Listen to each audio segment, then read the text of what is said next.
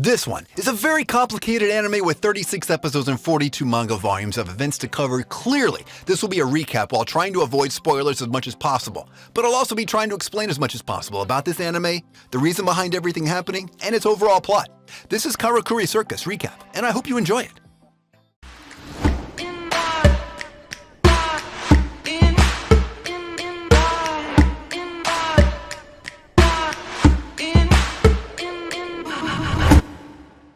It all begins with the main lead, Masaru, on the run from shady people chasing him, wanting to kidnap him, or even worse, kill him. While he was running for his life, he stumbled upon Narumi in his circus outfit, spreading flyers advertising for his circus. Narumi is actually a truly righteous man and a powerful martial artist as well. Seeing the kid in danger, he just had to help him and defend him. While fighting these shady individuals, he's surprised to discover that they are actually puppets made of wood, called later on in the series as automata. These machines might seem independent, but they're far from it. They have no purpose, no goals in life, nor feelings. They only follow their master's orders, and that's it. Narumi battles those beings back, destroying them and escorting Masaru to safety. The thing to know about Narumi is that he's afflicted with a disease you will get more familiar with over the time, called zonofa. This weird disease requires that the person afflicted with it to make someone else laugh or else they die. I'll explain later on, in due time, how this disease actually works and what its origins are. An origin that stems 200 years before the events of the first episode in the show took place. Masaru is such a young, innocent child. You might be wondering, why the hell is he being hunted by such monsters in the first place? Well, you see, his grandfather passed away and named him the sole heir for his wealth and fortune, a fortune of a whopping 18 billion yen. So, clearly with that much money in stake, his greedy relatives won't sit idly by and watch him gain all that power and fortune while they gained nothing in return. One of those greedy bastards is his uncle, and is actually the one that sent those machines of death after Masaru. In this situation, having nowhere else to go, Masaru is reminded of his grandfather's dying words to find Shirogane, as she or he is the only one they are able to trust in these circumstances. Narumi then and there decides to deliver him safely to this person and not leave his side for 1 second as his life is still in danger. That and the fact that Narumi is fond of kids. After reaching their supposed destination, Narumi and Masaru begin to wander around looking for this mysterious guardian and trusted ally. At that time, they come under attack again by automata, and this time they're accompanied with the puppeteers using killing machines as their weapons attached to them by strings, each in one finger, just like Kankoro from Naruto. Finding themselves cornered and in a desperate situation, a silver-haired girl with a giant suitcase appears out of nowhere and saves them. Apparently, she's also a puppeteer, and out of the suitcase came her puppet Harlequin. Enter a badass puppet master's battle. This weird individual is doing her best to protect Masaru, and when she discovers his name, she reveals that she is the one his grandfather told him to find. Since that day, Shirogane became his protector and guardian, and even though she seems somewhat mechanic and lacks emotions, she's a human, no doubt, and is so overprotective of Masaru she even enlisted into the same school as him just in order to keep a close eye on him and protect him from any threats. This happened later on though. After the fight, Narumi decided to go on his way now, that he made sure that Masaru is in safe hands and no one will hurt him. After a while, they meet again, as he rescues them from trouble, and since they had nowhere to go, he offers to tag along with them again and help them. Shirogane didn't like that at first, but over time they grew fond of each other and became friends. One day, the trio was ambushed by a professional puppeteer assassin that, even though had a tough time at first fighting them, was still able to kidnap Masaru from them. The other two look for him high and low until they discover where he's held. He was a captive of his greedy uncle, all in hopes of finishing off Madaro and gaining all the fortune left for him and for himself. Of course, Narumi and Shirogane waste no time and go in guns blazing through the front door, beating everyone standing in their way to a pulp. In the ensuing events, a fire starts and the roof crumbles onto Narumi and Masaru, with Narumi embracing Masaru, shielding him of the debris and fire. When the fire was out and Masaru opened his eyes, he could only find the left arm of Narumi still embracing him, protecting him to the very end, while the actual body of Narumi was nowhere to be found. Traumatized by that scene, Masaru began to cry so hard, and after that event he became a completely different person, a darker version of himself, having watched and suffered firsthand from all this pain, anguish, and misery, and on top of all that, he lost his dear friend trying to protect him. Or so he thought. You see, Narumi never died in the first place. He only lost an arm, and on the brink of dying he was saved by a person called Christoph. He gives him a new prosthetic arm with hidden weapons inside it. The problem, though, is that Narumi lost all his memories of his past life and forgot all about his old friends Masaru and Shirogane. In the same hospital, he finds kids afflicted with the same condition he has, the zonofa disease. He asks Christoph if they have it as well, and Christoph answers by revealing a darker reality of this hospital and the fact that all the patients there have the same disease he has.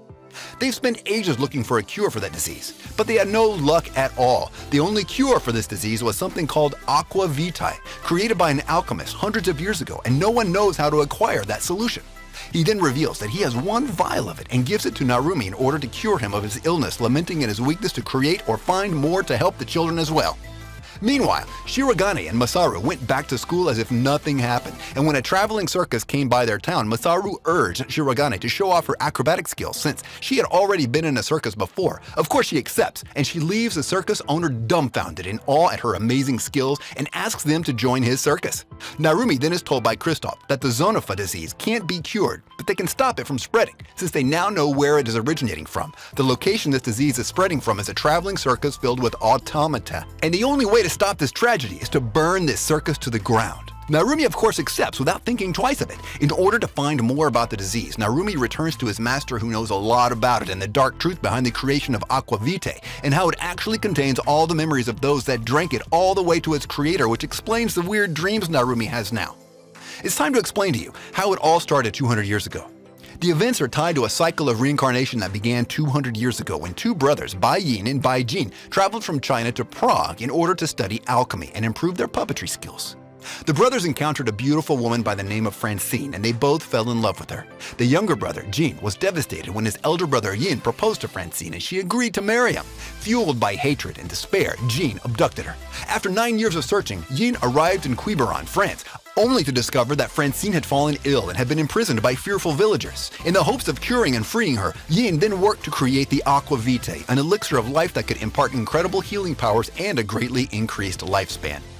However, when he finally completed it, he found that Francine's prison had been set ablaze and she died moments before he could give it to her. Another 23 years passed and the younger brother Jean had created an automaton in her image and injected it with aqua vitae in hopes of bringing it to life. He was greatly disappointed when he realized that in stark contrast to the original Francine, she would not laugh or smile no matter what he did. He then created automaton clowns to make her laugh, but they failed. So he released the Zonofa, Zonapha syndrome into Kuroga village, forcing them to make her laugh or suffer a living death. The Zonofa syndrome is where the body is dominated by the parasympathetic nerves. The trachea contracts, causing breathing difficulties, and excruciating pain is felt in every nerve. The symptoms continue unabated until the victim can make someone laugh. Lucille Bernua was one of the villagers who suffered at the antics of the murderous clowns. 6 years later, Yin returned and sacrificed himself to activate the aqua vitae with his blood and save the villagers. When Lucille drank the water, she acquired Yin's memories and knowledge along with his puppet Harlequin, and she vowed to crush Jin's automata. Years later, Shoji Saiga learned swordsmanship at Mira Dojo in Nagasaki, while also studying to be a doctor under Dr. Bai Yin. Together, they completed a marionette, which Shoji named as Shirogane. While treating a sick Mr. Nakayama, Shoji encountered a healing woman who called herself Tonodayo. Although her real name was Angelina, she held a soft stone within her body which could produce aqua vitae. By accident, she revealed that she had Bai Yin's marionette, Harlequin, which she used to help Shoji escape from a burning building. Later, Shoji tracked down Angelina, where she told him about her past and the vial of aqua vitae which was given to her. Shoji had fallen in love with her and he drank the liquid, vowing to spend eternity with her. Shoji and Angelina began to create their own marionettes. They later adopted the Shirogane Dean Maestre as their son, naming him Sadayoshi. Shoji also encountered the Francine automaton, who Jin abandoned because she could not laugh. Shoji adjusted her to make her less powerful, although she wanted to be dismantled because she felt that she was missing a vital gear. Sometime later, Angelina became pregnant and gave birth to the baby girl Eleanor.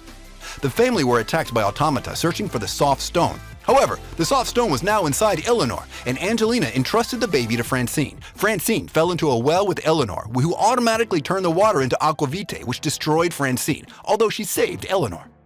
Angelina was mortally wounded by the automata, and Shoji decided to keep Eleanor's existence a secret, so he sent her to the Quiberon orphanage to be raised by Lucille.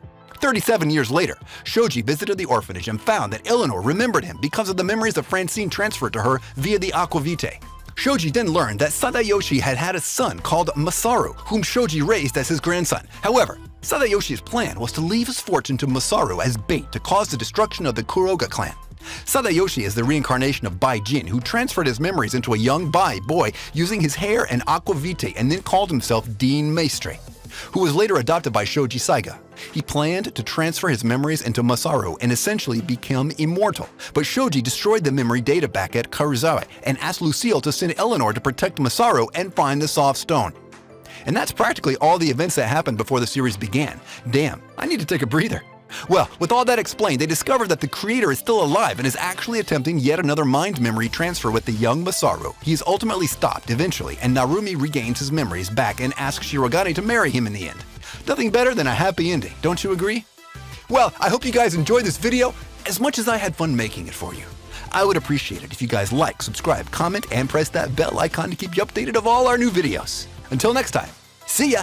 If you got a problem to speak out, I'm a cowboy and let's be by. Put stand skate at the treetop. Berserk what I'm keeping on rewatch. Hunter, I freak out. When I'm in my room, you should keep out. I'm a ghost in the shell, push you through hell like gun grave. That's a story to tell if you